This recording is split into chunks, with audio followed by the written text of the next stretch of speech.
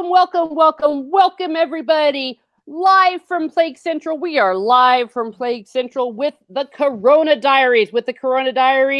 This is the Corona Diaries reunion. It is still the end of the world as we know it, and we aren't feeling fine.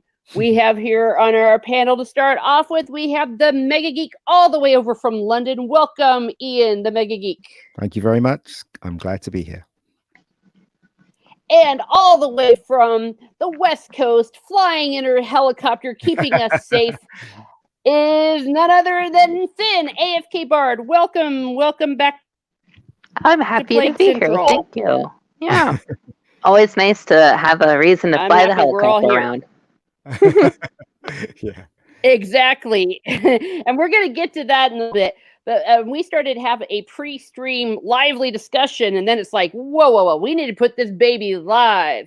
Because last time we had a Corona Diaries episode, it was before everyone lost their minds in a different kind of a way. We still believed that we had a bit of a plague going on, and we all need to be really good and social distance and stay at home. And I was telling my panelists backstage is I've turned into a conspiracy theorist since then, because if it really was that bad, the second these riots broke out, they would have brought in all the feds and said, sorry, kids, we don't have time for a riot. We have a plague going on. And you all have to stay home just like everyone else. You can come out and protest after the plague. But because they didn't do that, now I am a skeptic. Yes, I am. So I'm going to start off here with the gentleman from Britain. What do you think? What's your thoughts on Corona 2-3 months since we last talked? Well, it's changed over in the UK. They've allowed us to go back to work. They've allowed a lot of things to be opened now, apart from the gyms. Gyms still not. Actually, they do have the choice if they want to open, but a lot of gyms have decided not to open. A lot of businesses has gone down. Lots of restaurants have gone down. But the thing that gets me, as you were saying, is that they allow you to go shopping and mix with loads of people, yet you're not allowed to. They held the pubs closed, which didn't make any sense to me, because you're doing the same thing. You're mixing with people. Plus, I was told that when you wear masks, you breathe in your own oxygen, which makes you more vulnerable to anything coming towards you if you breathe in your own oxygen too much. I don't know if that's true or not.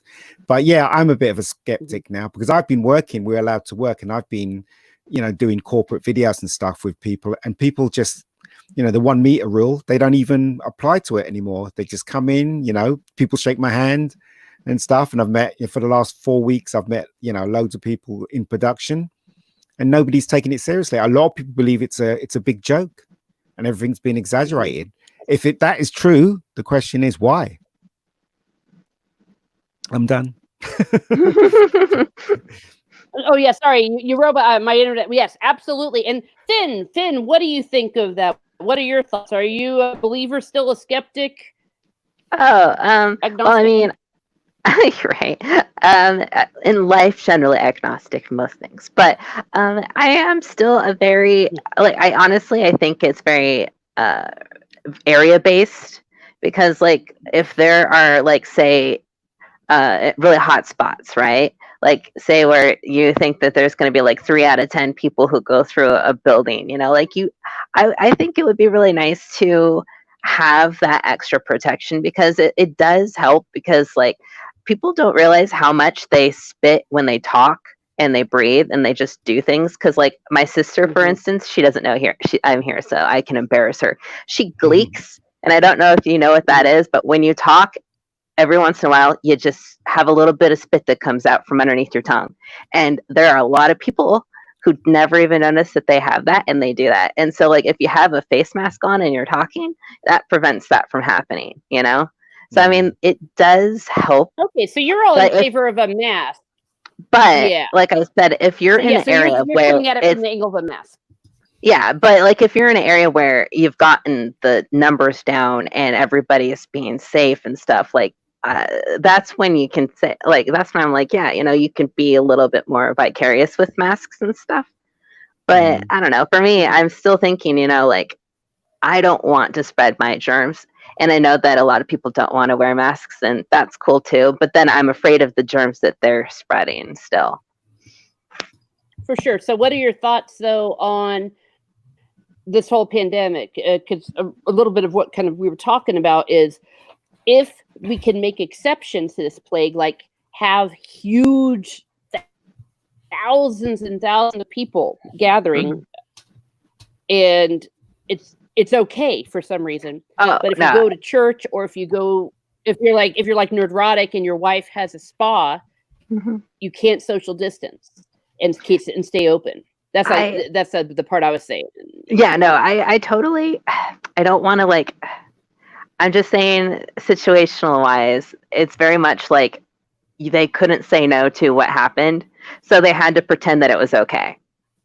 You know, like as far as like all the protests go, because like if you say no, you have to go home, you come off looking horrible. Regardless, you just do. So you have to go in and be like, let's look at it the best way possible. You know, every angle. Oh yeah, see, you know, they're doing everything okay this way because of that. But it's really at the end of the day, it's the parent whose kid is having a tantrum in the middle of the street, and the oldest sibling is getting, reprimanded off to the side for doing the same thing. But that one is just taking it because they're like, I know it's stupid. But then the one in the street's getting away with it. You know, that's the feeling I got from all of this. It's like they made it sound important, but now when something like this happened, they're like, well, we can't because it'll make us look bad. But we can totally change it when we look back to like the people in the bars, because what's their excuse, you know? And I don't know. It just feels really double-handed. Like like everybody knows or knew that it was serious, but they just gave it up. Yeah. Okay, and welcome to Plague Central again, the legend, the man, the wanderer, all the way from Norway. It is Steve Kenobi. Hi. Hello. Hello Hi. there. Hello. Hello there. We're cycling through a little bit of thoughts of Corona several months out. Was it really as bad as we thought it was? What's your thoughts? What's Norway say? If you're cycling through it, it sounds like you're spinning it. But yeah, I haven't seen a mask since maybe late April. And almost everything has been open since then. And we're not dying. We're not getting sicker. There's nothing. So going by that, it looks to be a lot of exaggerated bullshit. That's what it looks like at this point. But you know, better safe than sorry. Yep. But we haven't been playing it safe for many months, and we're not sorry. So that's all I have to go on. Well really. said. You know, it's a strange thing, really, because a lot of people saying it's bollocks, because the media, it keeps reporting that thousands of people have died here and thousands of people have died here, but yet, you know, when you walk down the road and, you know, people are just ignoring the 1 meter rule, because over here it's the 1 meter rule now. Nobody's really scared. I think a lot of people are beginning to think that it's not real. And I don't know if you watch Dave Cullen's channel. Dave Cullen had I think 3 episodes telling us that it was, you know, they should never have clamped down all of us. It should have just been the vulnerable people that should have been stayed at home, you know, like people of a certain age and stuff like that. But us, it doesn't really affect us healthy people. So, and he had a couple of doctors on that said that's true, and the masks are useless, it's pointless, and you know, all you have to do is take your vitamin pills and zinc and iron, you know, and it should protect you. Is you know, for some people it'll get them, you know, strongly and up, but majority of people it won't. You know, sometimes some kids have it and they don't even, you know, have any symptoms at all. So I don't know what to believe, tell you the truth. Yeah, and they keep reporting. Well, it was just a couple of days ago. A guy over in the United States had died in a motorcycle accident. They found corona on him, on his surface, but he wasn't sick, Mm. and they ruled it as a corona death. Yeah. Even the doctors were like, "No, this is not true. He died from a motorcycle accident. This is not a corona death." But still, the city followed it up as a corona death. Mm. So it I don't seems know. to be politically motivated. Yeah, it seems that way. I really don't know what's going on. It sounds insidious, though. It really does, all of it, and everything that's happening with the. I keep saying this. I think everything's connected. The pop culture thing that's being stamped on at the moment. The leftist, the rightist. Everything. I think I don't know. It's leading somewhere, but I'm not sure where it's leading to. To tell you the truth. I saw a picture on Twitter today. You know that Dr. Fauci. Mm. He was sitting at a baseball game. Yeah. It was him and two others. They were sitting right next to each other, and he had removed his mask, and so had the lady next to him. Mm. So 2 days ago, he was telling everyone they were insane if they removed the mask, when they were near people. And then there he is. Yeah. I had a meeting today, and I had to meet my friend in Battersea Park, and because it's such a warm day, and I met my friend at Battersea Park, and I shook hands with her, and we sat down, we had a beer together. So it's, I wasn't. I mean, a couple of months ago, I would never dream of doing that, but now I just think, well, I think in my heart, I think it's all a con, but as Finn says, you got to be careful, really. I'm not stupid. I'm not gonna, I'm not gonna break the rules that much. But I don't know. I just suspect that it's all a bit of a con. It's odd though that we have to wear masks for this, but for influenza we don't, and influenza kills more people. Yeah. Good point. That's what I was saying. And we're coming up on where the school year is supposed to be. The school year is supposed to be starting up in the United States, and we've all, in many places, gotten word that it's all going to be distance learning. We're not going to be going back to school. Schools won't be open at least until September, and we've heard that before. So why? And I think that many of us are just like, what? What is it? What is it that is going on where nothing has changed since March as far as schools go? But again, you can go out and burn down a cathedral and it's all okay. What's going on and why? I could say that over here, I don't know as far as other states go, but they've actually said that they're opening up schools in the fall for like elementary and middle school and high school and all that. But they're still going to be offering online stuff if people would prefer it. But so that's going to be interesting to see what that's going to happen, because there's a lady who lives in the building that I live in who is a elementary school teacher, and she's close to the retirement age, and she was telling me about how her school has, like, they're not actually implementing anything special as far as like quarantine goes. So basically, if somebody gets sick and they go to the school, well, they go home and they stay home sick, but they can't quarantine the school because that kid's gone to every single class and been around everybody else. So it's just gonna be a day-to-day process, basically. But there was sorry. Case then, why the heck then can't we just go back to school then? Because if that's okay, then it's okay for everybody.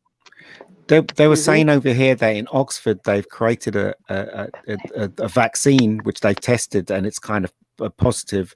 It kind of suppresses the bear bug. So I don't know what to believe. I heard that on the radio a couple of days ago. So over here they've created something that works. It seems to have worked. They want to do more tests on it, but they're confident that it will work. So I don't know if you guys got that news over where you are. No? Well, it's just so hard to tell because we have so much fake news. But before we go on, we have a lot of people coming in. A lot of the old gang from when we had our exciting days when we did this every day.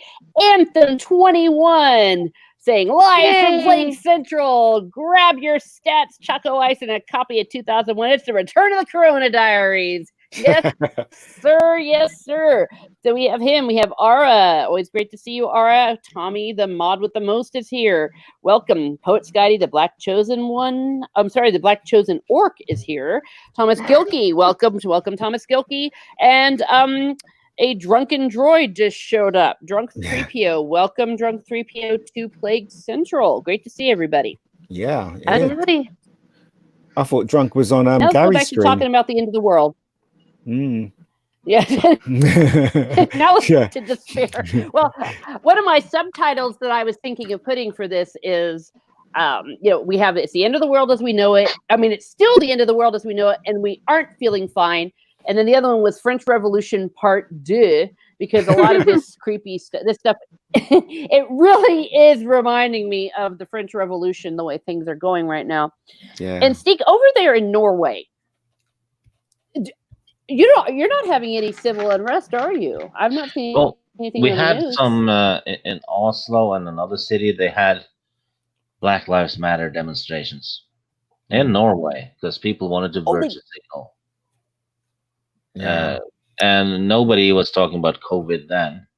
Piles of people gathered together, which I've noticed in the American news as well, because a week or less before the riots started, I think it was CNN were bashing a lady outside a church because she had gone to the church. They were bashing her because she would affect, it would sort of infect people and it was unsafe. A couple of days later, they're encouraging the demonstrations with thousands of people with no masks. So I think if you're not listening to the news, you're uninformed. If you do listen to it, you're misinformed. Yeah, definitely. Nice one, dude. Let's put that in a hashtag. Yes. Yeah. And I'm glad you brought up churches, because I was talking about French Revolution. This is very French Revolution to me. Not that I was alive back then, but we here, Ian, have had to have exorcisms for the love of everything. Yeah, exorcisms in the sense of cleansings, because there have been so many desecrations, satanic desecrations happening. And so the bishop and shit has to go. Yeah, I'm cursing. He has to go out, and the faithful will go out and reconsecrate these statues. And so it's not technically an exorcism, because there's no soul obviously in a statue, but they've been desecrating Saint Junipero Serra of California and Saint Louis, because Saint Louis obviously was a racist, because when he lived 800 years ago in a completely different country and was responsible for everything happening in America. But we've had to have reconsecrations happening, and of course reconsecrations of altars, and when they're not burning them down. It's a little bit creepy for those of us that know history. It's like we know this song, and we do. It just really makes me wonder. I was reminded of this organization. I completely forgot they existed, and somebody, one of my friends on a stream, mentioned it, and it all came back to me. Have you heard of the organization Common Purpose? Common Purpose started a long time ago, about I think over 30 years ago or whatever, and they're very powerful people. And basically what they did is they put people that didn't necessarily that believed in the same way they believed, and they put them in positions of power because they were powerful themselves. They're kind of like the Illuminati, but and my friend that was talking on the stream actually believes that they are responsible for what's going on around the world with the burning down of churches and pulling down sacred statues and stuff like that. They don't believe in Christian values. They don't believe in family values. They don't believe in the church, whatever religion it is, whether it be Jewish, whether it be Catholic, whether it be, whatever. So they've placed, the theory goes, they've placed people in positions of power to change the lives of everybody in the Western world and make them may think the way they think. I don't know if it's true, but it'll make a great movie. So I don't know. But what do you think of that? And it's worth noting that in many ways, the reason that say Catholics rather than opposed to Protestants, in the sense of we're visible, or there's more of us. Like we since we have things like statues and these big fancy churches, it gives like something solid. And also in many ways it represents Western civilization, like the height of Western civilization, the height of architecture, science. Well, if you think about it, every communist revolution that's happened has started with the tearing down of statues and symbols, destroying destroying history, destroying the past to create new stuff. That's always been their objective from the I was about to say it, but I don't think I'm going to say it. It's the Germans. Yeah, from the Germans too. It's happening in media as well, because the idols of the American people, because it's such a young country, is pop culture icons, superheroes and the like, and they've torn down Han Solo, Luke Skywalker, Doctor Who. Yeah, most of the Star Trek ones. Yep, they have. And that's what I'm talking about. That's what they're doing. I was going to say, Steve, Ian, just wait a second. Steve, I want you to keep going with that. You're getting somewhere there. Keep it up. Yeah, because they're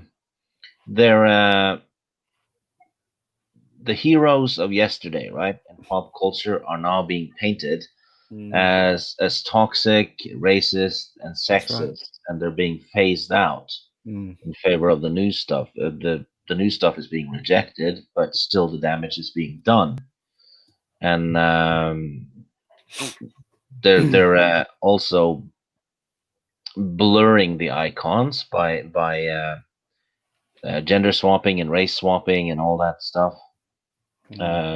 making them unrecognizable, I suppose. I don't know. Yep. But it's the same as the tearing down of statues, because they use the same arguments. This superhero was toxic and sexist, and all that, and or it was created by someone who at one point said something racist. And I think it's all linked, because it's in the same boat, isn't it? Yeah, I think so. I definitely think so. Good point. Yeah. Ian, you had a comment on that, but no, I was just saying that they basically now. I mean, we're all. I'm a fan of Doctor Who, and I think you guys are. Basically, used to have Doctor Who on Christmas Day, and used to have the Christmas special.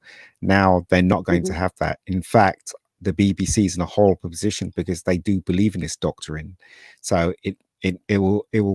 It remains to be seen whether they call Christmas on the BBC, or do they call it a festive season? Do you know what I mean? Once they get rid of Christ in the Christmas, then that's when something bad is happening. So, and we're talking about a British broadcasting company here, so there you go. Yeah, and their state control. Yeah.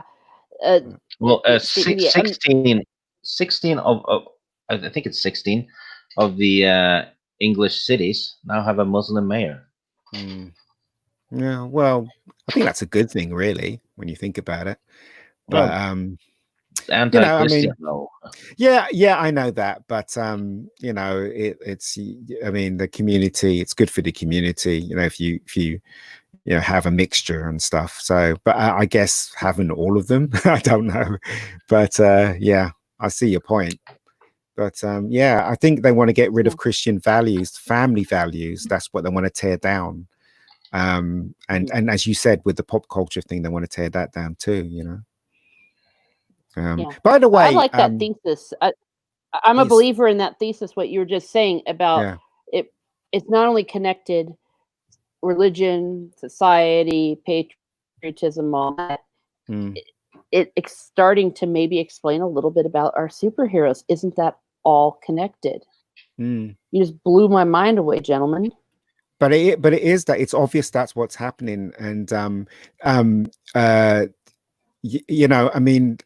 I don't know. The whole thing just sounds insidious to me. It really does sound like a conspiracy theory that actually exists.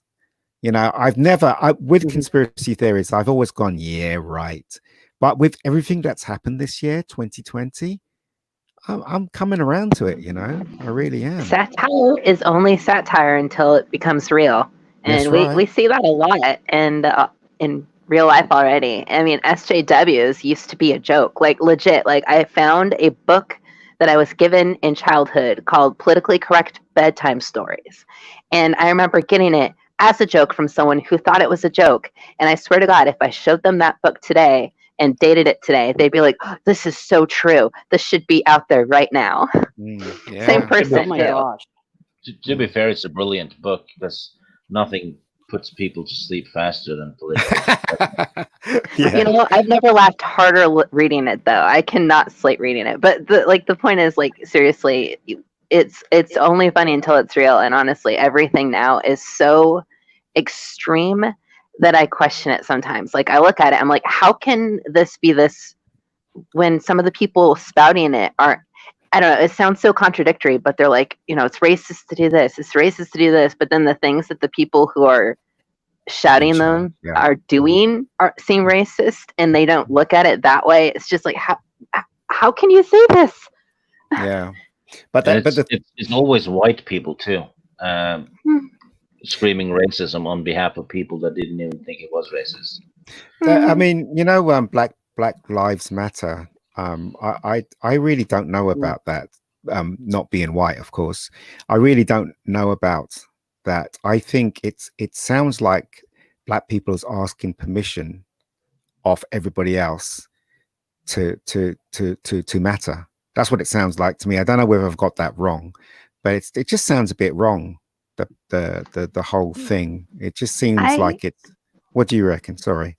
I'm honestly, I can't speak on the side of my race being Black, but I will say that I have seen and retweeted many Black Americans who have differing opinions than what seems to be the majority about Black Lives Matter. And so I am supportive of the side that they're on, where they look at it more questioningly of the motives. Yep. But I feel like I can't really speak to it much because, again, of course, if you say anything questionable about it and you aren't Black, or you're Black and you don't agree, you're racist, or you're internalizing your racism. So, but yeah, I have encountered several Black Americans who have said things that they don't agree with. So. Sounds very political, doesn't it? The Black Lives Matter thing. Mm-hmm. Yeah, well, and you make a good point, Ian, is that if you have to get your worth from someone else acknowledging that you have worth, are you really worth something? Because that's the question. Everywhere I go, I can't even go onto friggin' Pinterest anymore or my knitting website without seeing Black Lives Matter. And I'm like, are you all doing that because you believe in something randomly? Like, what were you thinking before this riot happened? Or are you doing it because you don't want them to come and burn you down? Is it sincere then? Oh, well, sorry. Well, isn't it like a continuing message to Black people? If you see this everywhere, right? And you're an African American stuff, you're constantly being told you're a victim, you're down there. That's what I don't get. Yeah, you're right. It doesn't seem to make any sense. That I think it's a very political message, and all these Hollywood stars are coming on Twitter and going Black Lives Matter, Black Lives Matter, and it just doesn't feel real. It doesn't feel genuine. It just feels like it's a construct. That's what it feels like to me. Well, it's the white savior complex at the end of the day. If you look at it, I mean, if anything, the people who are supporting it are internalizing their own problems, because at the end of the day, it's saying we still need to be, validated by white people. We still need to be told at the end of the day that we're going to be getting the special treatment. And it's just like, that's so messed up. Like, how is that okay? And how could people look at that and not see that as being racist? Yeah, I mean, if you assume, these people are so oppressed and special, that they have to get a special bus to sit on. That's the small bus, right? It's not good for the people in question and how they view themselves, because they're constantly being told, But you're a victim. Yeah, the truth of the matter about Rosa Parks is that Rosa Parks wasn't the first person to sit on the bus. There was a black woman, darker than her, that did it before Rosa Parks, but the community didn't think that she was right to lead that campaign because she was pregnant and she sat down, and because she was darker than Rosa Parks. Don't you think that's crazy when you think about it? Yeah, and she was pregnant outside of wedlock, and so they were like, no. Yeah, they're like, and she actually was the first one to do it. She was, but yet history, Alabama, and they were like, it's crazy, right? They were when like, you think about it. That's not the one we want. Sorry. Yeah. Another thing that I saw, it just drives me crazy, are the kneeling, especially when you think about American sensibilities, where we don't kneel. We kneel before no king, we kneel before no man. The only person I personally kneel before is, the Lord. And you've seen even some African Americans saying, "I will not kneel. I only kneel before the King Jesus." But we don't kneel. It's not in our culture. It's never been a part of Americana that we kneel. We don't kneel. And seeing these people kneeling, seeing those baseball players, I'm like, what are you kneeling for? The only reason people would kneel is if they're defeated or performing a blowjob. Yeah. Do you know what? People had a go at me. The imagery I have now.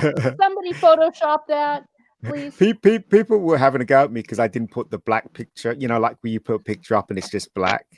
And like some of my friends are like, "What, aren't you supporting the cause?" And and I didn't do it, and I decided, let me do something different. So I put up a picture of Martin Luther King with his quote that is one of my favorite quotes, which says, "Darkness cannot be driven out by darkness. Only light can do that. Hate cannot drive out hate. Only love can do that." And I put that up instead because I think says it all really about racism and hate and love and stuff like that.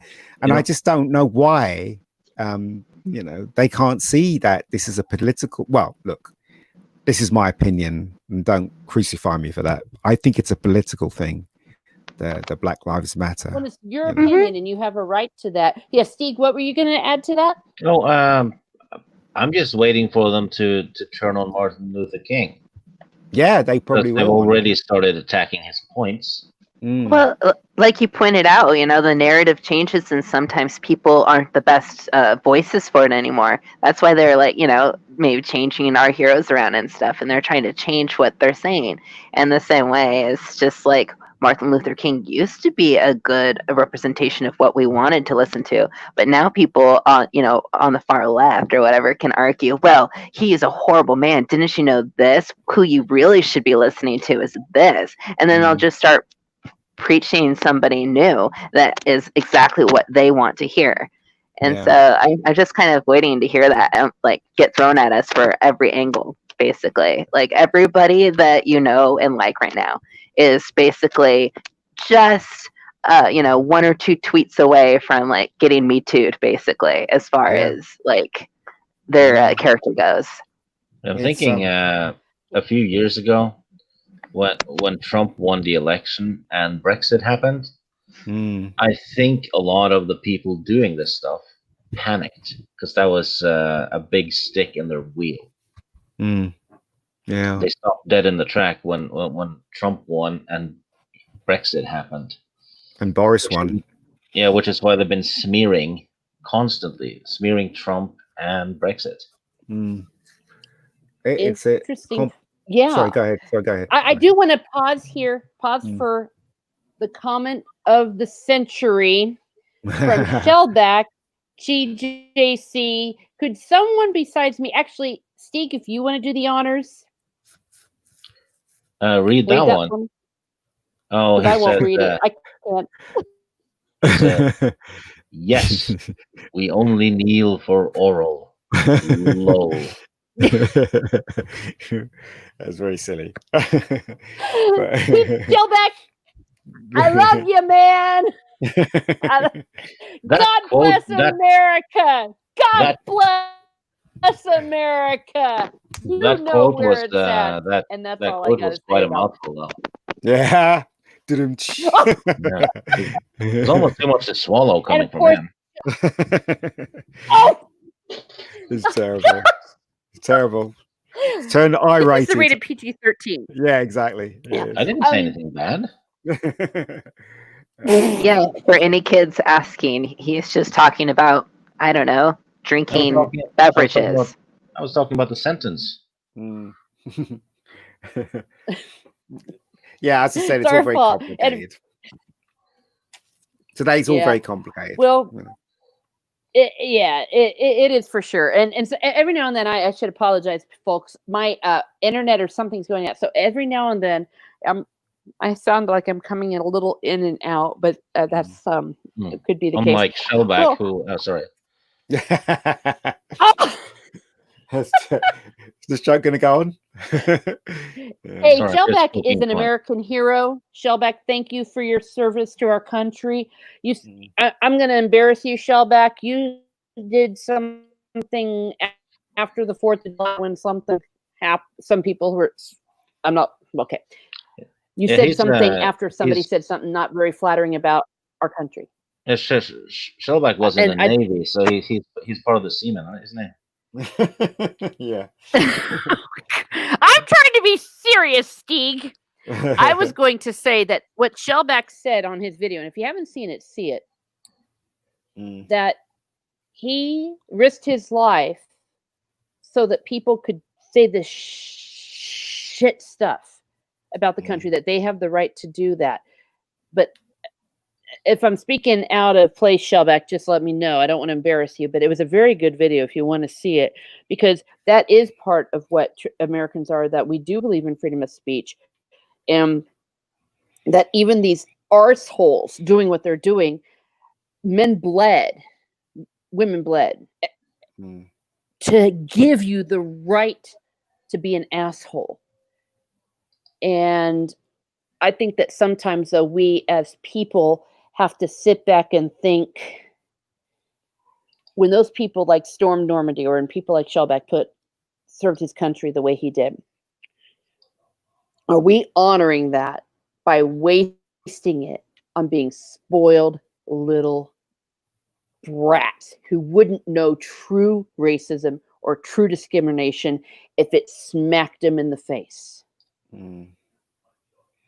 So as I said, it's a hard subject to discuss, really, without getting into trouble. That's what it is. So it is. Yeah. You know? I'm getting to the point where I give 0 F's. Yeah. Well, I feel very passionately about this. And maybe it wasn't good timing to do that in the middle of all these oral jokes. But go ahead, Finn.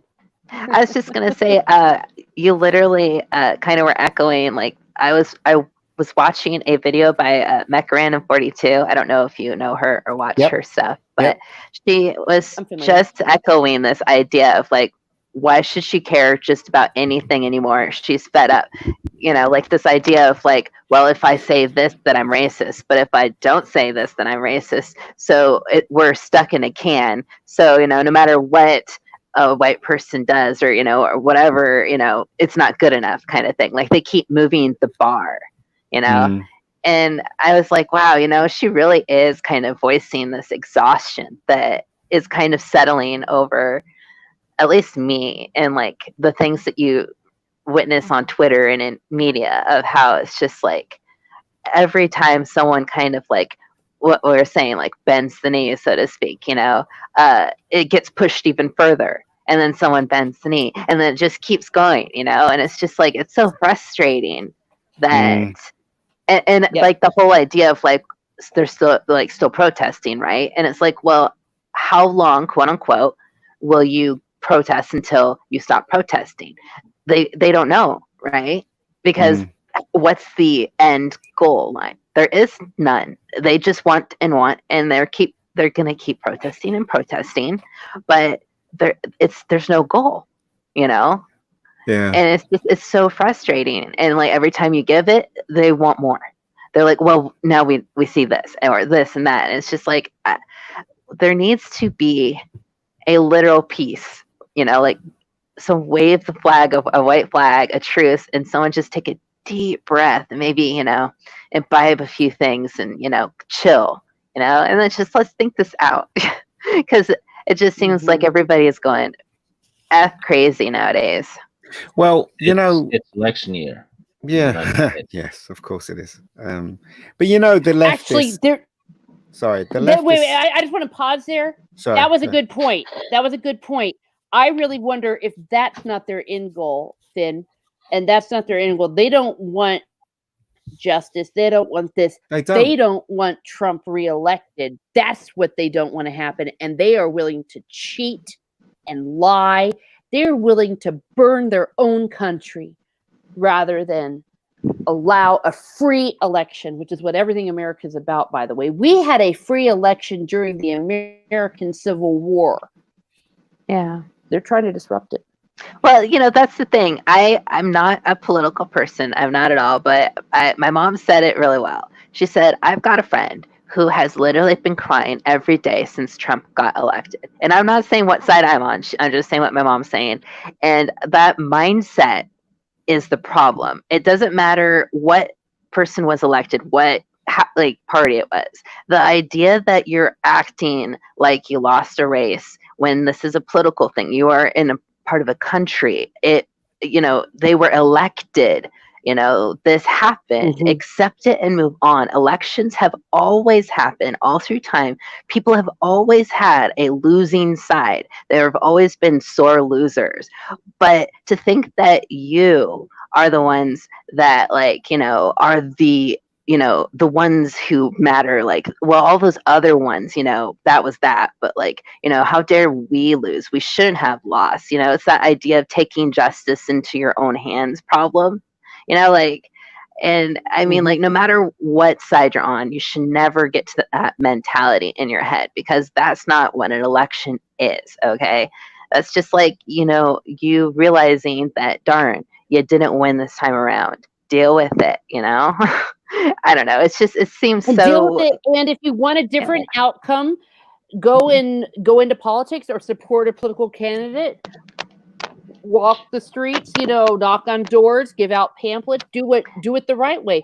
And I don't remember everyone losing their when Obama was elected like that. I mean, there's some people, I'll admit, I did not like him. I did not vote for him. But guess what I didn't do? Have a friggin' nervous breakdown and all of this stuff. It's absurd. And what I do is like, it's like, okay, you know, I still believe in what I believe. What? It comes down to a lot of people today have never learned how to be an adult. Yeah, it's a giant hissy fit. Yeah, as soon as they have a setback, they throw a tantrum like a child. And how the heck are you going to go through life if you get a setback, you give up, you sit down and cry and blame everyone else and not try to make the best out of it and move forward? Well, these people, that all they want is power, don't they? The people that are trying to change the way we think and everything around us, they're not interested in learning off a discussion, because that's what we used to do in the past. We used to have a discussion, talk about it, learn off that person in front of us. They would possibly learn off us, and we'll come to some conclusion. But they're not interested in hearing what we have to say. They're just interested in gaining power and destroying us totally. And this is what's happening in the world right now, you know. So what can you do? You know, there is no discussion anymore. Yeah, those are very good points. I just want to pause for this moment to acknowledge the chat a bit. And Shellback brought it again. Did he? After, he put they do. Oh, sorry. Oh, wait. The chat jumped on me. Oh, my gosh. Okay. Someone, Kit goes, how do turtles kneel? They don't. Back. It's never too much to swallow. And then I'm assuming in response to what I was saying about the video he made in his service, he goes, "You're welcome, assholes." Thank you, Shellback. Thank you for your service to our country. It's an incredible mess today. Okay, well, I'm going to go to something a little bit lighter. We're going to shift this ball game to something a little bit lighter. I really can't bring this up because I'm having some trouble. But Finn, that's what she said. You, gosh darn it, Steve. Okay, we had a lot of legends kind of spontaneously develop within the Corona Diaries, and one of them, I gotta love this here, was the whole Finn looks like she's a helicopter driver. That's right. And it was just because of this, and as I started it off, because it became a part of the legend, it was that she's doing this. And our friend Zevius, I'm trying to share the screen and it's not really letting me do it. I hate my life. Try in an hour. No, I'm not going to try it in an hour, you jerk. But you can see on her icon here. Yeah, it's a good picture. You can see. That, yes. Something that we just randomly said, the joke, became such a legend, and Zevius, the artist, made it into this. Finn, can you tell us? Oh, I'm here. Can you hear me okay? Yeah, we can hear you. Oh, yeah. So yeah, I need to wait. I don't want to be sharing this. Our private. Okay, that's not a private chat. Never mind. That's chat. No, that's just a tweet. Oh, that's okay. It's just a tweet. I was saying that I have the giant headset and my earphones or whatever, and I don't know. I guess it just kind of came around that I looked like I was a helicopter pilot. So I asked Zevius if he'd make some art for me, and he did. So he did that for me to use on Twitter and YouTube. And yeah, it's awesome. He picked out one of the hats that I wear. He really likes that one for some reason. But yeah, he's pretty awesome. Oh, he's Canadian. Of course he chose Canada. Mm-hmm. Yeah. And not only that, when I imagined your helicopter, I had no idea it was that badass. Look at what this woman flies. Look at what he did. That's great. Yeah, it looks super awesome on the outside. Put AFK Bart on it. Looks like a G.I. Joe. Yes. And I've got a few, so hey, there you go. Yeah. That's what Finn. So imagine whenever you see Finn, she's inside of that when she's on the current. And it rhymes with spin. Yeah, I've actually had a wind tunnel going yesterday and today because I had a water heater burst, and so they've got a lot of fans going to suck up and dry up the living room. And I was standing in there the other day with my headset on. I was like, dude, I actually have wind blowing around here. This is pretty sweet. So, Captain Finn, there you go. But yeah, again, Zevius, you're awesome. So thank you. Yeah, where are you going with absolutely. that, So that's just another example. And again, I apologize. She's got rainbow gloves on as well. Where are you traveling to with that chopper, though? Finland? Chopper never tells. Yeah. It's a big chopper, though, isn't it? I thought you'd have something like Airwolf or something like that, something sleek. But it's quite chunky, that chopper. It's ready for battle, man. What can I say? Yeah. Yeah. So the whole thing that the Corona Diary started. This was our first legend. You And know, of course, that friendships chopper's came never out of gonna. this. That chopper's never gonna arrive. Casino, this was his first. You're cutting out a bit. I'm trying to be. Yeah. So, I am cutting out. Okay. Yeah, I couldn't hear what Steve just said. Did Steve just say something? Yeah, I was gonna say that chopper's never gonna arrive because it says AFK on it. My bad. Well, I was just gonna say. Cute. Ah! Okay. I don't know what to do about my internet. I don't know if it's this time of day. Oh my gosh, Keck goes, never tell a lady her chopper is chunky. Hmm. Oh, Oh really? boy. Well, you know what? I agree. You know, I did get a little defensive, so. Yeah. Well,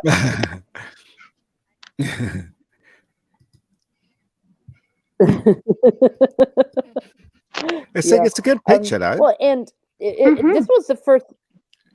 Oh, yeah. Stephen is really good. One of his talents with his the art that he does tend to kind of know what someone's wanting to get at when you describe it, and he's very good at that. So this was our legend. Finn, this was also your first live, right? Being on Corona Diaries. Yeah. You welcomed me onto Twitter. So, thank you. Mm-hmm. Yeah, so we had that, and we had, and Culture Casino. That it was his first live stream. Speaking of which, dude, you can get your rear end in here and talk with us a little bit. Please do so. We have questions for you. Yeah. You know, Culture Casino. It could be the picture sharing that's making you choppy because you sounded fine. Yeah, my internet.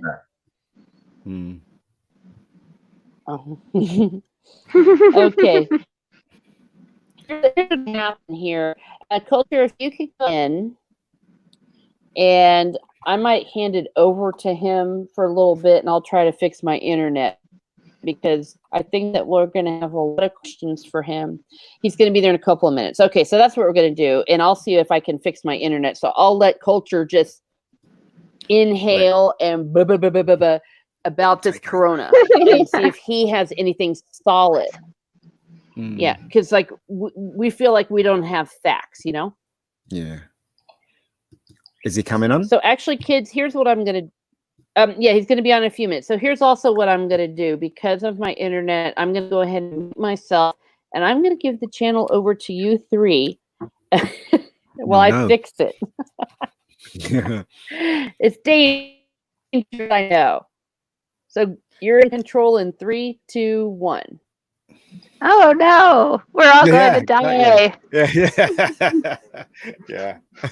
That's not good, is it? What shall we talk about? Let's talk about Teresa since she's not here anymore. No. I think she's still there. No, I know. Gosh, I don't know. What's everyone been doing since Teresa took her break from the Corona Diaries? Have we talked about that? My dog wants to know. I've just been doing loads of live streams with loads of different people. I've teamed up with a guy named Dan. He has a channel called The Space Book, and yesterday I was talking about Star Trek 3 with Robert Meyer Burnett and Doomcock. I was on the same stream as them, which is quite exciting. Oh, and yeah. Yeah, I remember that.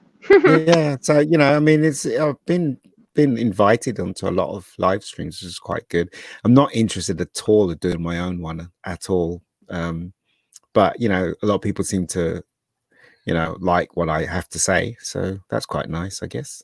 But that's what I've been doing mostly, and working now since we're allowed to work. What have you guys been doing? We've been doing the Stranger Things, though, haven't we? We missed this week, didn't we? Yeah, I know. I keep slacking on it. I'm sorry. I've been working, getting a lot of stuff done for work. But hopefully it'll be a little more chill next week. But you've been patiently waiting for me to do some Stranger Things reviews. So. Well, you've done the first 2 episodes of season 2, right? Yes, yeah. Right. Yeah, it's just a side thing. I thought it'd be fun, and I've been enjoying it a lot. I think the problem is I just keep forcing myself to stop after every 2 episodes, and then it just is as flowy. Yeah. I did a live stream on Live and Let Die. That was quite fun. Mm-hmm. Yeah, it was a lot of fun. Comparing it to the position of today when it comes to women, black people being bad guys and stuff like that. Because if you remember, Live and Let Die was very much that, wasn't it? If you think about it. Yeah, so it was that one wouldn't fly today. No, it wouldn't. It was voodoo and all kinds of stuff. It was Yaphet Kotto was an excellent villain, though. Yes, he was. He's a great actor, and he played 2 parts in that film as well, didn't he? Yeah. Yeah, so he was pretty good. Then he got a bit inflated by it. He did indeed. Yeah, I always laugh at that bit because if that really happened, all his guts and everything would be flying. Yeah, that was obviously a balloon. Yes, it was. It was. It was funny though. It was a funny moment, I thought, in the film. But, and the other thing that wouldn't fly in that one is the American sheriff. Yes, of course. Who actually shows up in the next movie as well. Yeah, he does. What's his name? W. Pepper, or his name is Sheriff Pepper. Yeah, it was it's interesting times, the 70s, wasn't it? Yeah. In some ways, it was more freer then in the 70s, wasn't it, compared to today? People weren't offended by everything. Exactly. I mean, John Cleese did a whole basically a film with skits and talking crap about Norway. Nobody got offended. It was funny. I mean, there was like a birth scene and a Norwegian baby came out with skis on the feet. Yeah. Stuff like that. Yeah. But they have you I saw a clip on YouTube, and it was from Life of Brian, and there was these people looking at the Christians getting eaten by the lions, and they focus on 4 people in the crowd, and they were talking, and one of them was talking about politics, and they were saying, yeah, women should have rights, equal rights to men, and they all agreed. And then one of them said, I want to be a woman. And he goes, what are you talking about? And he goes, yeah, I have the right to be a woman. If even if I'm a man, I have the right to be a woman. They're like, you can't be a woman. You can't have children and stuff like that. So is that kind of film was very much, beyond its time, because it's what they're doing now, isn't it? People call themselves anything now, don't they? The Monty Python gang are actually still banned from the Vatican states. There's an arrest warrant on them if they enter. That's awesome. Yeah, it's been like that since the movie came out because of the blasphemy law. It's terrible, absolutely terrible. People they need to grow a sense of humor. That's what they need to do. Seriously. Well, it's Hello. Hey, we've got him. We've got him. My internet is still missing, so I might have to mute myself again. Culture Casino. I'm handing the show over to you. No pressure. We're gonna grill the living crap out of you. Okay. We want some answers about is this real or is it fake? Have we been scammed about this corona stuff? So I'm gonna turn it off, and I'm gonna my mic and Culture. If you have any opening statements, and then everyone else, you can question them like it's the British Parliament. How's Ooh, that, that sounds like fun. That sounds great. I'm excited. I got about a half an hour to be tortured, so let's do it. For it. All right. So first of all, I just want to say, no, it's not fake. To the extent that people fell ill very early, the people that passed early were a result of many unfavorable circumstances in their life, pre-existing conditions and things like that. That's where it all, fell apart. And it was unfortunate that the people that were hit hardest, the earliest, were the elderly and the infirm. So, we can go from there. We can talk about where the mathematical models fell apart. When that started to happen, et cetera, et cetera. But it's really funny that it was so uniquely timed to when we stopped doing our program, because honestly, we started to see the numbers rise significantly in multiple locations around the world, and especially the U.S., which is where obviously most of the crazy news people are focused right now. So, but yeah, guys, it's an interesting world, and like I said, we can certainly talk about it. So, go ahead. By the way, I'm loving your show. Oh, well, thank you.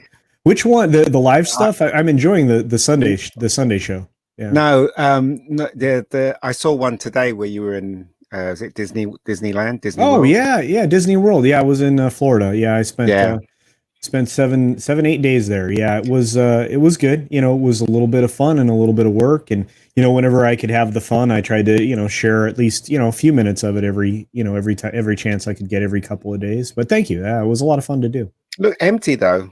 It looked like there was hardly anybody there. Yeah, you know what? We can talk about that. They're not reporting their attendance numbers like Universal is. Universal is reporting, daily attendance in each park somewhere between 4,000 and 6,000 guests, which is considerably lower than the cap that they allowed for, as far as the attendance cap that they had daily. You're looking at, their targets were closer to 15 to 20% of their occupancy, and it's below that. It's around 12. Or so. Wow. It seems to average that. Let's put it in those terms. They've been close to their cap a couple of times. Yeah. Disney World, on the other hand, they don't publicize their numbers, but I have some friends, and their numbers are significantly down from where their cap numbers were. In fact, they are offering opportunities for pass holders to get beyond the days that they have already received. They were allowed essentially 3 days when the park opened up, as far as to pick days that they could go to the parks and spend time there.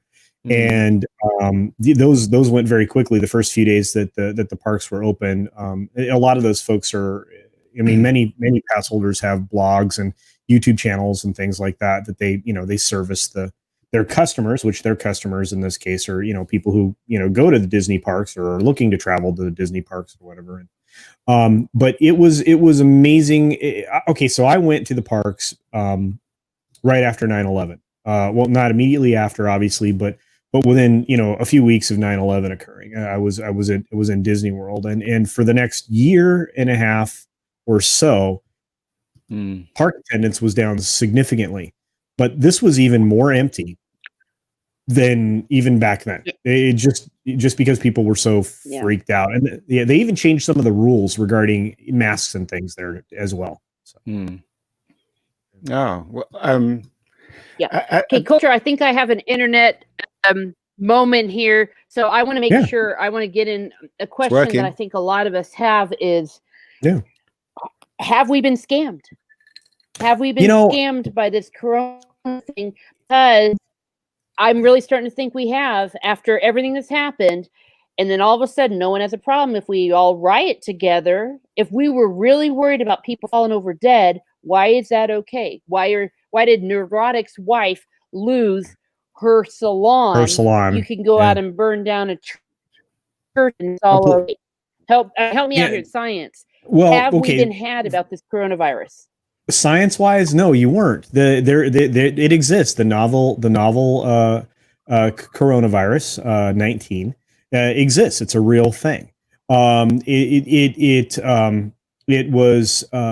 We were subjected to many factors, one of which was the lack of accurate information from the very beginning because of the dubious sources that we had in China, and perhaps maybe some of the folks at an international level involved in the WHO, not necessarily those that are closer to our country. It's a very real thing. It causes severe illness in people who get it. I now know several folks who have had it. I know a couple who've expired from it. The problem is that just like an AFK barred state in specifically in Washington State and in New York State, you had very poor understanding of what was needed to happen when it came to the people who were going to be the most affected, which were the elderly and the infirm, which we knew.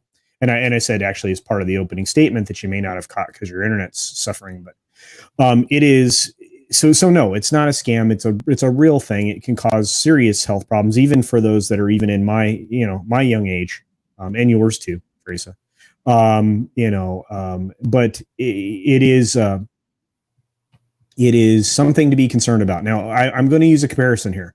For people under the age of 60, this is the flu, a very severe flu, and it still could kill you. It's not quite a Spanish flu, but it's a very dangerous flu. And for people over the age of 60, this is the plague. This is far worse for the people who are much older, and those people are more likely to have undiagnosed pre-existing conditions in addition to pre-existing conditions that they're aware of. Mm-hmm. So we weren't scammed.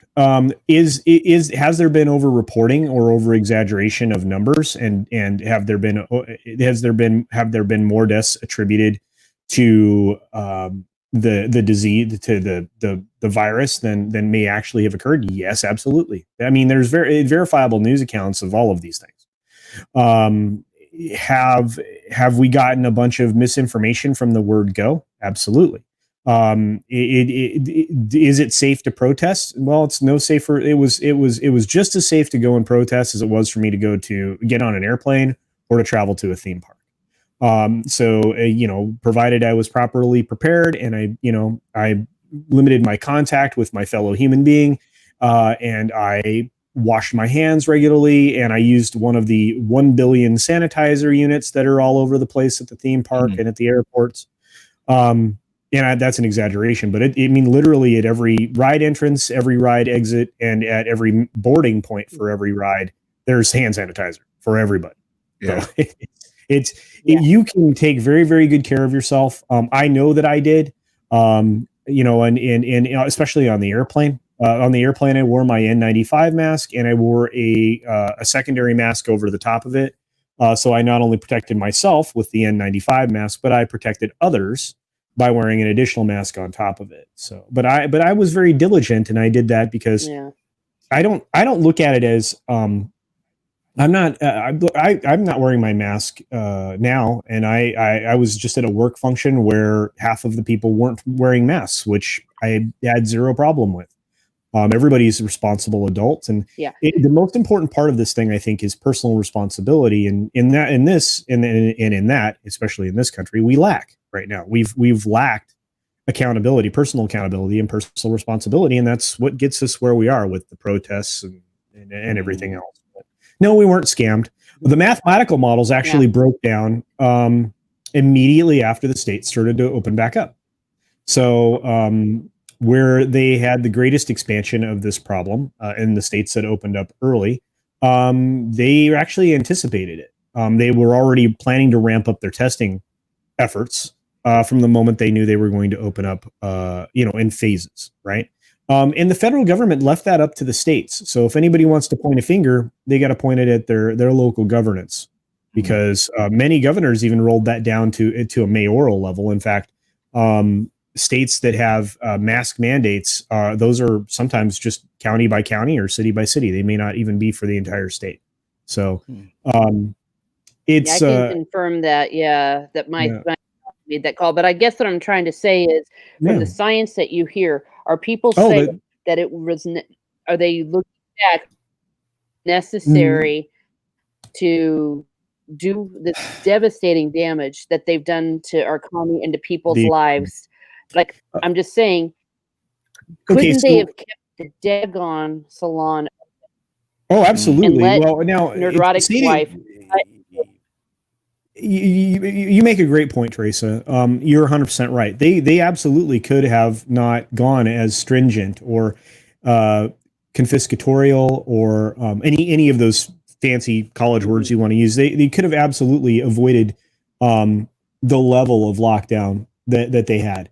They could have mandated masks from the very beginning, but initially we were disturbed by the numbers coming out of China. Now, had we known that they were already experiencing this problem in September, had that information not been suppressed, had they not locked up the doctors that were trying to blow the horn on, this whole thing at the beginning, may not have made it over here. We still have deaths that we're going back in time and attributing to this thing in the elderly and the infirm here in this country, because, there were cases early on that it was a mysterious pneumonia that occurred, So, but no, the question you're asking is right, Teresa. I mean, could we have done this better? Absolutely. The initial thing, and we talked about it here on the stream multiple times, was to slow the spread. One of the things that was perplexing to me at the very beginning is why we weren't talking about masks right at the very beginning, because surgeons wear masks to prevent passing a disease along to their patient. Those masks, they're disposable. They're replaced every 2 hours. The cloth masks have some serious faults with them, but they're better than nothing. The ones that you can purchase or make yourself or whatever. The gaiters that you can use and pull up from your neck and all of those things, while somewhat effective, they're not entirely effective because the penetration levels are very, very high. We talked about it early on because Ian, I believe lives with an elderly person, and they, in order to get to and from the store, there's a lot of, worry that goes into making sure you're not around somebody who's coughing or sneezing at you. Yep. So you'd much rather have them wear a mask. But that was the initial thing we were dealing with. We were dealing with a lot of misinformation early. To what extent should we have muted what happened to, I don't know. I mean, Norway, where Stig is, they did a remarkable job of practicing distancing, and they avoided being locked down completely. To specify though, distancing wasn't mandated; it was just encouraged. Yeah.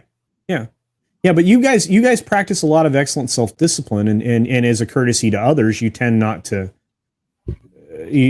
be jerks, right? I mean, well, some of us anyway.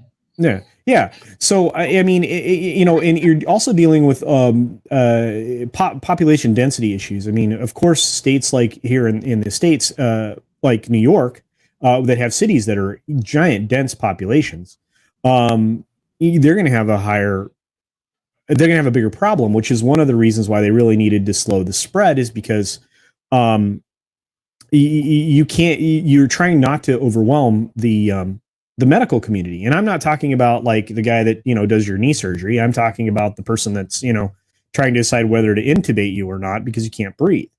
There's only there's a handful of these people in every single hospital that are qualified to make sure that you don't die in that type of critical care, emergency care situation. So also you should avoid undertakers because they can't stop coughing.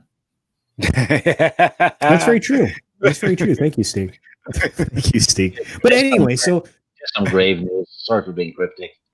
No. It's beautiful. Oh my God. Anyway, Steve. So, but in all honesty, and not that I've not been trying to be as direct as possible, but could this have been done better? Absolutely. I mean, we knew that from the word go, and now Trace is gone.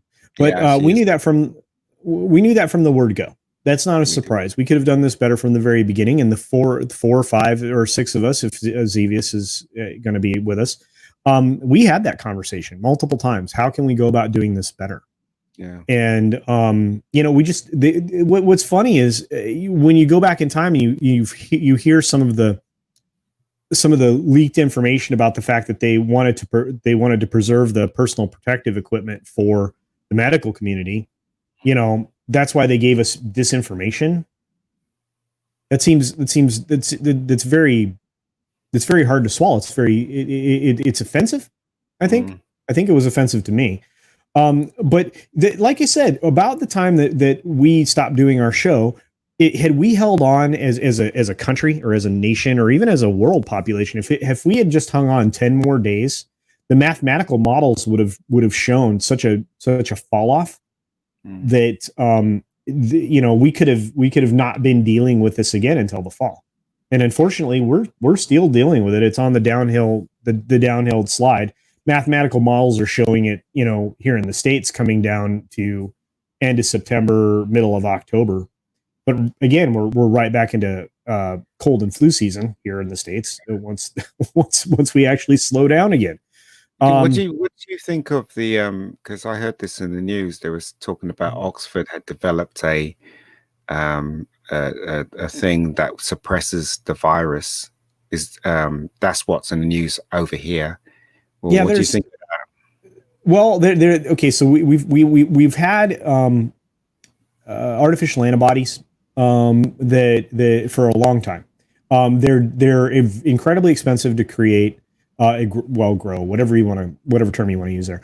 And it's time consuming, and with mass producing something like that's very, very difficult. So we always have focused in this country on pharmacological solutions, such as remdesivir, the hydroxychloroquine and stuff like that. Now, it's from the very word go, we knew that this strange malaria drug, which has been used for more than malaria, by the way, but for lots of respiratory types of incidences, worked very well, in certain cases, in a cocktail to suppress the effects of this virus.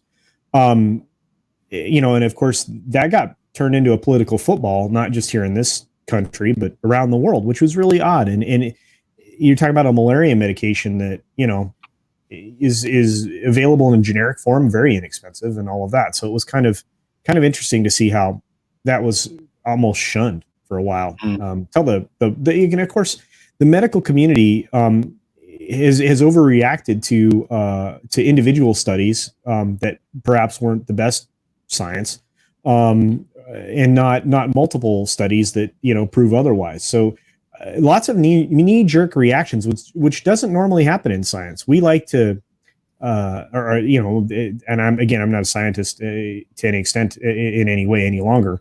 But for someone like my brother, who that's his gig, he relies on a lot more information than just one particular white paper or some early release of some study that maybe hasn't been independently verified or tested.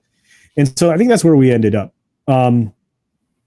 My biggest concern with this whole thing all along has been that people would stop trusting the medical community completely, just like they've stopped trusting the mainstream media in this country. And it's not the medical community's fault that this has been turned into a giant political game. And it's as frustrating as it is, and I'm not, I'm sure there's comments in the chat. I feel bad about that.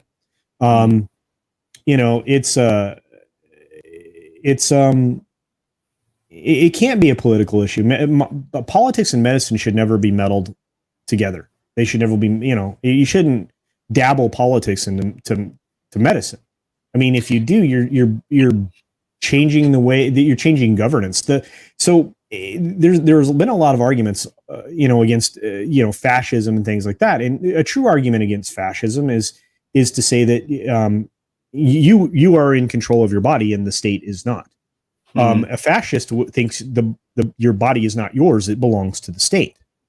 Okay, Marxists, it's communism. They all have that different thought process when it comes to the obliteration of personal property, and that you are merely a citizen of a country and not an individual.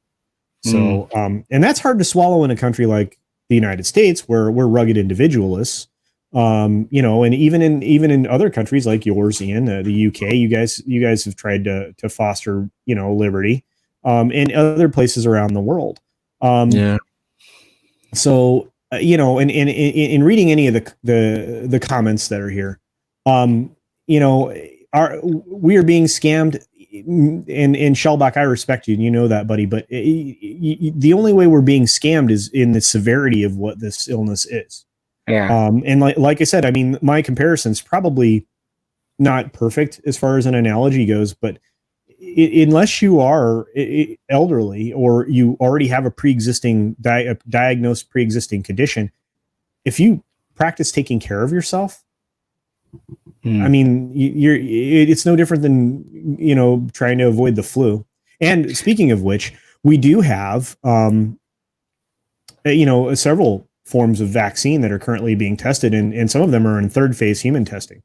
So I'm not gonna, I'm not even gonna talk about any of the conspiracy theories about there being little miniature robots in them so you can be tracked.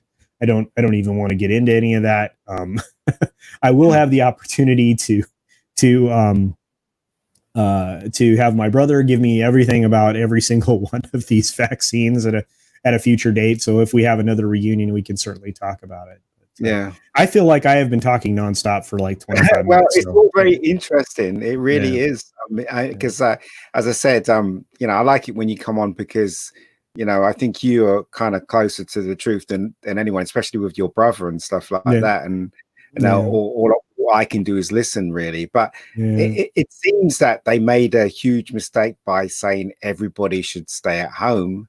Really, it should have been the infirm and the elderly that suffering from. They should have stayed at home. We should have been allowed to go. And a lot of people lost their business over this decision, which is it's really bad, isn't it? When you think about it, Yeah, I feel like look, I guess scam is a strong word. I will say that we overreacted based on bad information. And that's why we're where we're at. I mean, I personally, suffered financially because of this thing, in many facets. I feel bad for everybody else who did the same. I mean, it's, people have lost their businesses, they've lost their homes, they've lost, any source of livelihood because their job disappeared. There are. I think Gary said some ridiculous number of restaurants that will never reopen in San Francisco alone. I mean, it was a staggering. Yeah, it was a staggering number, and I can't. Steve, did you happen to be able? Were you listening? Does anybody here remember that AFK? Anybody? What Gary said, you mean? Gary. Yeah, yesterday he was during his Star Trek reaction to that Star Trek panel. Oh, gotcha. he said that there were I'm going to say the wrong number and then I'm going to look like a jackass and I apologize, but I think it was it was over 1,000 restaurants in the San Francisco area that were not going to open again. I think that's correct over here as well. There's about in England there's about 1,000 restaurants in London that's never going to open again. The small little restaurants that litters the streets where I live. Most of them are closed. They're not going to open again because of this. But it is something unprecedented, isn't it? Really, and I can honestly say, hand in heart, I can't in our really lifetime. blame. In our lifetime. But I can honestly say that I don't think it's the decision of the government's fault that what they did, because obviously this is the first time they were trying to contain it. Well, it's and there's been a lot of finger pointing. It was turned into a political football, and I have to say goodnight to Thomas Connolly because it looks like Thomas is stepping out. Right. But it's I honestly feel like this is not anything we'd seen in our lifetime. It's been 101 years or 102 years since the Spanish flu, if I'm not mistaken. Back then, I mean, the populations weren't as dense. You were less likely to be in direct contact in large clusters of humans. Yeah. So, and it's strange because they've obviously decided to bring football back, and they play. Or you guys call it soccer. They play soccer here, but there's no there's no crowd, so I have to put on this sound effect of the crowd so that people can get I watched a beautiful team tennis match. I think that I was flying actually. I think the day that I flew to Florida, I thought that was really cool, but there were no spectators. We just had opening day in baseball with no spectators. We're about to have or maybe that's tomorrow. Opening day is sometime too. There will be no spectators. We'll have no spectators at our other sports in the future either. And I know, go ahead, AFK. Oh, I was just going to say they had a pregame the other night for baseball. And I think that the next one's tonight or maybe tomorrow night. Yeah, we have opening day coming up. Yeah, so it's very, very close. And you know, I love football, and soccer. Ian, I like all the different kinds of football, including American football, and I like Australian rules football. I think that's a great sport. You know, and I don't know. I have another question for Stieg because of it because of what's going on in his country. You guys were through this really fast. I mean, and your reaction was very muted compared to ours. Yeah, we just when it started, restaurants and stuff got closed, and schools. Other than that, oh yeah, the doctor's offices were. You only got to go in if you were really sick and you thought it was Very ill. dentist offices were closed, but other than that, we were just encouraged to keep your fellow man in mind, right? In mind, yeah. If you have the virus, avoid people. If you think you might get it, or whatever, just keep a distance, because if you get it, your close ones might get it and all that. So just encouraged to stay inside, do other things, read books, avoid crowds, stuff like that. And that's what we did. And now we're not doing that anymore. And nobody's getting sicker. It hasn't spiked. Like I said earlier, I haven't seen a mask since probably April. Yeah. So yeah, I wish I could say the same. Basically, what you do when there's a flu epidemic, right? Mm-hmm. Yeah. Yeah, and that's honestly, I think that's where had we gotten 10 days more where the states didn't open up when they did, had we gone just 10 days more, the math shows that we would have probably experienced the same kind of recovery that you did, Stieg. And so I'm quite jealous of how you were able to have a little more muted response. So I think just don't panic and don't get hysterical. Oh yeah. That never leads to anything good. Well, we're Americans. We like to get hysterical.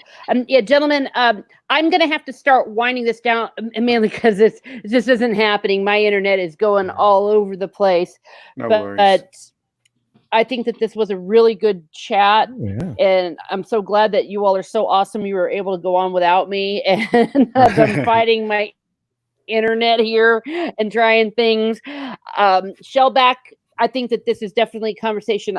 Let's pick up this conversation and have you on or at another time, or let's all just stay in touch, because I think that is what's most important. Is at the end of the day, we're all one big dysfunctional family, and we put the fun in dysfunctional. Let's stay together. Let's help each other.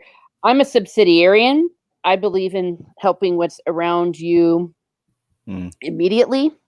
That's what I do locally, and whether it's here in my local place or whether it is in my local internet.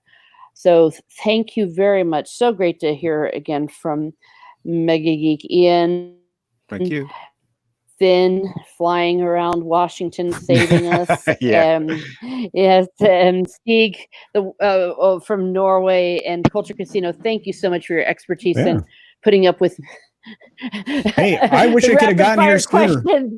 I wish I could have gotten here sooner. I was watching you guys and watching Gary while I'm driving in my car trying to get here so I could get on. So, like I said, I'd love to do this again. So whenever you think we can have another reunion and get more voices in here, because I'm happy to go over the math because there's plenty to talk about. So. Yeah. But in the meantime, cool. I'll be watching your channel, mate. And speaking of math, if some of you all could find some math for me, because I am going to do a Corona Diaries reunion when it's 28 weeks, so I can call it 28 weeks later. So I don't know how many more days or weeks we have left. It might be sometime around October. Because I did 28 days later back in April. So once again, Tom, the mod with the most, has been putting links in the chat. Thank you. I would. And Shellback, you know, we could even take this party to Twitter because I think that these are things to talk about. Thank you, everyone. No worries. Take care and be certain to just be very, very nice when the aliens make first contact. They'll be coming. Have a good one.